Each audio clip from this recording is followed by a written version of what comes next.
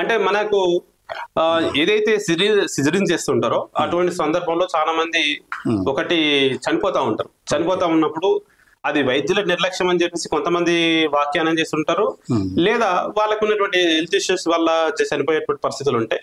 నిజంగా వాటిలో ఎటువంటి పరిస్థితుల్లో చనిపోవడానికి అవకాశాలు ఉంటాయనే దాని గురించి మనం దీని మీద డిస్కషన్ చేస్తా ఉన్నాం.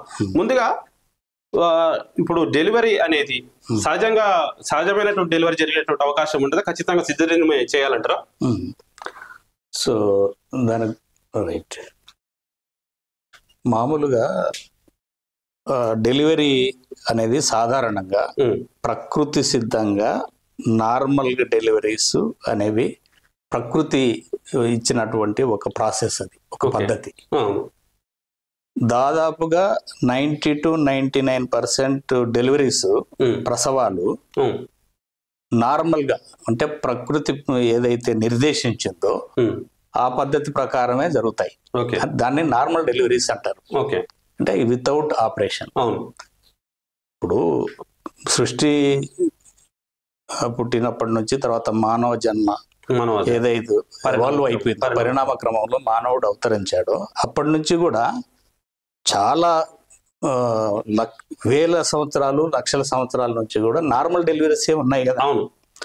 సో నార్మల్ డెలివరీ అనేది ప్రకృతి నిర్దేశించినటువంటి ఒక పద్ధతి, ఒక ప్రాసెస్. ఈ ఆపరేషన్స్ అనేవి నవీన యుగంలో ఆర్టిఫిషియల్ గా మనం తయారు చేసుకున్నటువంటి ఒక అంశం. సో ప్రకృతి పరంగా మనం నేచర్ సిద్ధాంతాన్ని, ప్రకృతి సిద్ధాంతాన్ని అవలంబిస్తే దాదాపుగా 90 to 99%, 90 నుంచి 99% వరకు నేచురల్ గా ప్రకృతి పరంగా వచ్చినటువంటి నార్మల్ డెలివరీస్ వాటినే చేసేటటువంటి అవకాశం ఉంది. కానీ ప్రస్తుతం ఉన్న సందర్భంలో అత్యధికంగా 90% నుంచి 98% జనరల్ గా నార్మల్ డెలివరీస్ కాకుండా సిజరీన్ జరుగుతున్నటువంటి పరిస్థితి ఉంది.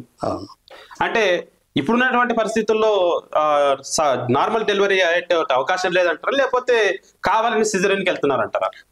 ప్రస్తుతం ఉన్నటువంటి పరిస్థితుల్లో మామూలుగా జనరల్గా అయితే ఇక్కడ కొన్ని విషయాలు మనం చరిత్రలోకి వెళ్ళి మాట్లాడుకోవాల్సి వస్తుంది.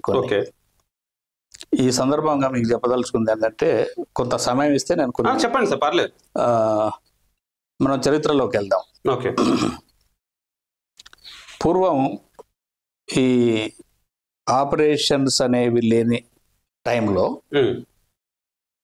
నార్మల్గానే ప్రకృతి పరంగానే డెలివరీస్ అన్ని కూడా నార్మల్గానే జరుగుతున్నాయి. కాకపోతే టైం ఎక్కువగా తీసుకునేది. నార్మల్ డెలివరీ ప్రాసెస్ అనేది టైం.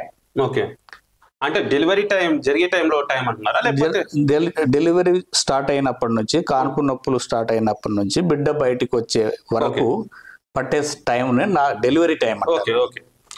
ఇది మామూలుగా ఎక్కువ టైం తీసుకుంటుంది.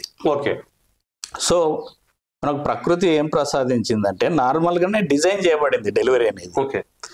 సో ఇంతకుముందు చరిత్రలో మనిషి పరిణామ క్రమం ఎవాల్వ్ అవుతున్న టైం నుంచి కూడా పూర్వకాలంలో డెలివరీస్ కాకుండా కొంత మహిళలు చనిపోయేవాళ్ళు. ఆ చనిపోయే క్రమంలో కనీసం బిడ్డనన్నా బతికిద్దామని చెప్పి మదర్ని, అప్పుడు చనిపోయినటువంటి తల్లిని కోసి బిడ్డను మాత్రం బతికించుకునేవాళ్ళు. ఆ పద్ధతి ఉండేది చరిత్రలోకి వెళ్ళి మనం గమనిస్తే. సో అక్కడి నుంచి ఈ ఆపరేషన్ చేసి బిడ్డను బయటికి తీయడం అనే ప్రాసెస్ స్టార్ట్ అయింది. చరిత్రలో మనం చూస్తే ఈవెన్ బిఫోర్ క్రీస్తు పూర్వం కూడా కొన్ని ఆపరేషన్లు చేసినట్టు మన చరిత్రలో కనిపిస్తుంది. సో అప్పుడు ఏంటంటే, ఉదాహరణకు రోమన్ పీరియడ్లో అప్పుడున్నటువంటి చట్టం ప్రకారం గర్భిణీ స్త్రీ చనిపోతే బిడ్డతో పాటు గర్భిణీ స్త్రీని పాతి పెట్టడం లేదా దహన సంస్కారాలు చేయడం అనేది నిషిద్ధం రోమన్ లా ప్రకారం. సో అప్పుడు ఏం చేసేవాళ్ళు అంటే, బిడ్డను బయటికి తీసి ఒకవేళ బతికితే బిడ్డను బయట మామూలుగా బతికించుకునేవాళ్ళు. తల్లిని మాత్రం ఎట్లా చనిపోయింది కాబట్టి దహన సంస్కారాలు నిర్వర్తించేవాళ్ళు. అది రోమన్ చట్టం ప్రకారం. ఓకే. తర్వాత కాలంలో ఈ ఏదైతే సైన్స్ ఎవాల్వ్ అవుతున్న టైంలో ఈ ఆపరేషన్స్ అనేవి వచ్చినాయి, ఉనికిలోకి వచ్చాయి. ఇప్పుడు ఇంతకుముందు కూడా అసలు సైన్స్ లేని టైంలో, ఉదాహరణకు 1500 సంవత్సరంలో క్రీస్తు శకం స్విట్జర్లాండ్లో జాకోబ్ న్యూఫర్ అనేటువంటి పిగ్ జెల్డర్ అంటారు. అంటే పిగ్స్, పందులను క్యాస్ట్రేషన్ చేసి అవయవాలని, జననవయాలని తీసేస్తే అవి బాగా వృద్ధి చెంది మాంసాన్ని ఇస్తాయి అనేది అక్కడ ఉన్నటువంటి నమ్మకం. పిగ్ జెల్డర్ అంటారు ఆయన. అతను మామూలు పందులను పెంచుతూ వాటిని క్యాస్ట్రేషన్ చేసేవాళ్ళు. అతను తన భార్యకు నొప్పులు భరించలేక బాధపడుతున్నది చూసి బాధపడి తనే ఆపరేషన్ చేస్తాడు తన భార్యకి మొదటిసారి. క్రీస్తు శకం 1500 సంవత్సరాలు. సో అది అప్పుడు క్షేమంగా తల్లి బిడ్డ బతికి ఉన్నారు. ఎటువంటి ఎక్స్పీరియన్స్ లేని టైంలో కూడా ఆపరేషన్ చేసి సక్సెస్ రేటు ఉండింది అప్పుడు. తర్వాత కొన్ని సంవత్సరాల తర్వాత కూడా అప్పుడు మత్తు అవన్నీ లేవు. యాంటీబయాటిక్స్ కానీ మత్తు ఇచ్చేటటువంటి పద్ధతులు లేవు.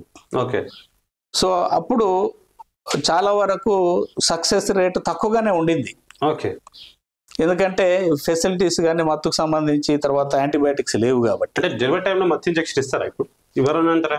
ఇస్తారు, అది నేను చెప్తాను.